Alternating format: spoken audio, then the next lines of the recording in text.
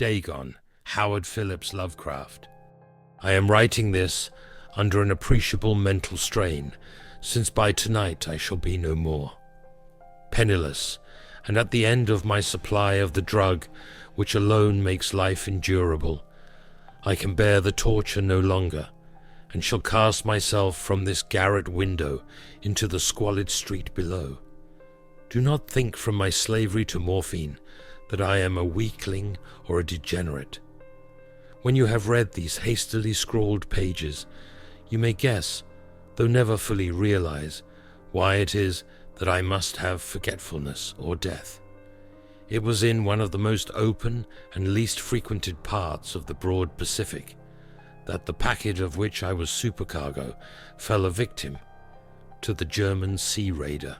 The Great War was then at its very beginning, and the ocean forces of the Hun had not completely sunk to their later degradation, so that our vessel was made a legitimate prize, whilst we of her crew were treated with all the fairness and consideration due us as naval prisoners. So liberal indeed was the discipline of our captors, that 5 days after we were taken I managed to escape alone in a small boat, with water and provisions for a good length of time. When I finally found myself adrift and free, I had but little idea of my surroundings. Never a competent navigator, I could only guess vaguely by the sun and stars that I was somewhat south of the equator. Of the longitude I knew nothing, and no island or coastline was in sight. The weather kept fair, and for uncounted days I drifted aimlessly beneath the scorching sun, waiting either for some passing ship or to be cast on the shores of some habitable land. But neither ship nor land appeared, and I began to despair in my solitude upon the heaving vastnesses of unbroken blue. The change happened whilst I slept. Its details I shall never know, for my slumber, though troubled and dream-infested, was continuous. When at last I awaked, it was to discover myself half sucked into a slimy expanse of hellish black mire which extended about me in monotonous undulations as far as I could see, and in which my boat lay grounded some distance away. Though one might well imagine that my first sensation would be of wonder at so prodigious and unexpected transformation of scenery, I was in reality more horrified than astonished, for there was in the air and in the rotting soil a sinister quality which chilled me to the very core.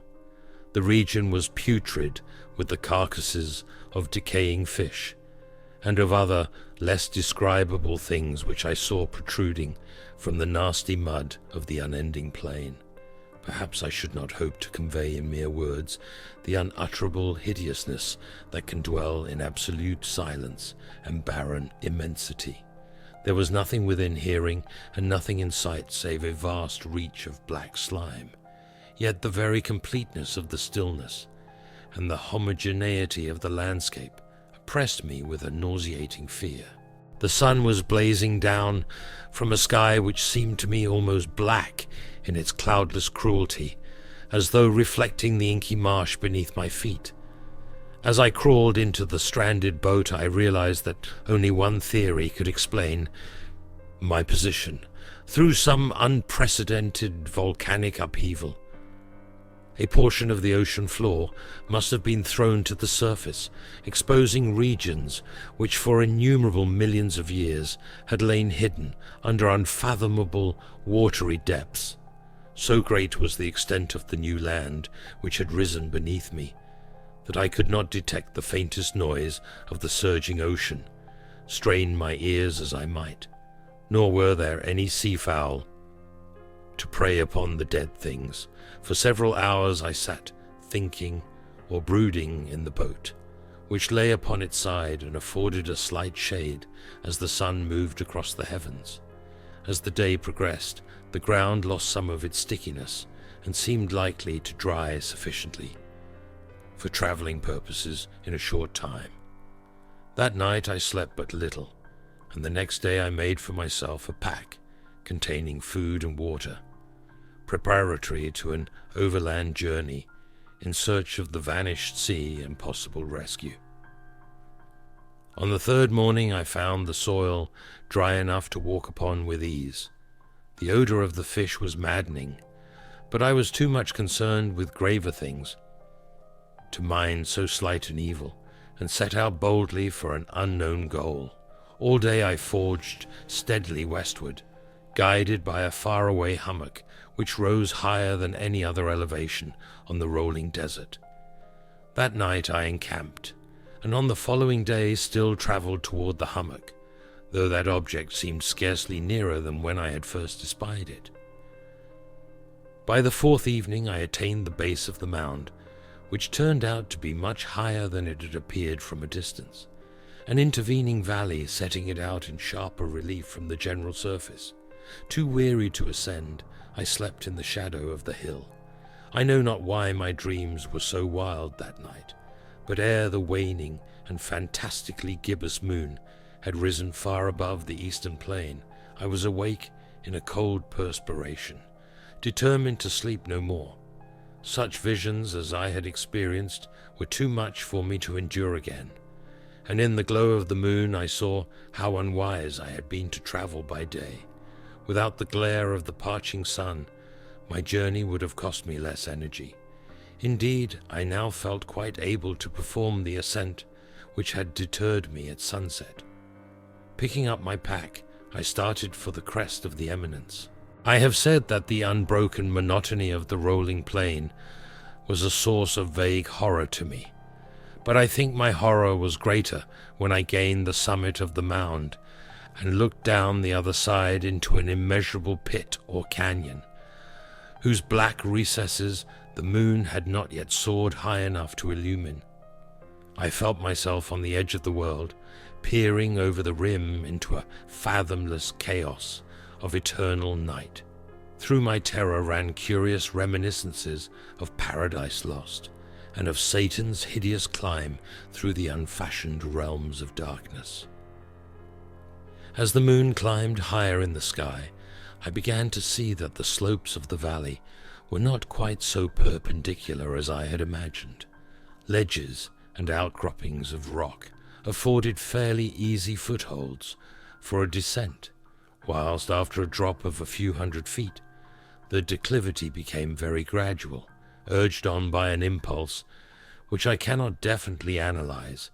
I scrambled with difficulty down the rocks and stood on the gentler slope beneath, gazing into the Stygian deeps where no light had yet penetrated. All at once my attention was captured by a vast and singular object on the opposite slope, which rose steeply about 100 yards ahead of me, an object that gleamed whitely in the newly bestowed rays of the ascending moon. That it was merely a gigantic piece of stone, I soon assured myself, but I was conscious of a distinct impression that its contour and position were not altogether the work of nature. A closer scrutiny filled me with sensations I cannot express, for despite its enormous magnitude and its position in an abyss which had yawned at the bottom of the sea since the world was young, I perceived beyond a doubt that the strange object was a well-shaped monolith, whose massive bulk had known the workmanship and perhaps the worship of living and thinking creatures. Dazed and frightened, yet not without a certain thrill of the scientist's or archaeologist's delight, I examined my surroundings more closely. The moon, now near the zenith, shone weirdly and vividly above the towering steeps that hemmed in the chasm, and revealed the fact that a far-flung body of water flowed at the bottom, winding out of sight in both directions, and almost lapping my feet as I stood on the slope. Across the chasm, the wavelets washed the base of the cyclopean monolith, on whose surface I could now trace both inscriptions and crude sculptures. The writing was in a system of hieroglyphics unknown to me, and unlike anything I had ever seen in books, consisting for the most part of conventionalized aquatic symbols such as fishes, eels, octopi, crustaceans, mollusks, whales, and the like. Several characters obviously represented marine things, which are unknown to the modern world, but whose decomposing forms I had observed on the ocean-risen plain. It was the pictorial carving, however, that did most to hold me spellbound. Plainly visible across the intervening water, on account of their enormous size, were an array of bas-reliefs whose subjects would have excited the envy of a Dor. I think that these things were supposed to depict men, at least a certain sort of men, though the creatures were shown disporting like fishes in the waters of some marine grotto, or paying homage at some monolithic shrine which appeared to be under the waves as well. Of their faces and forms I dare not speak in detail, for the mere remembrance makes me grow faint, grotesque beyond the imagination of a Poe or a Bulwer.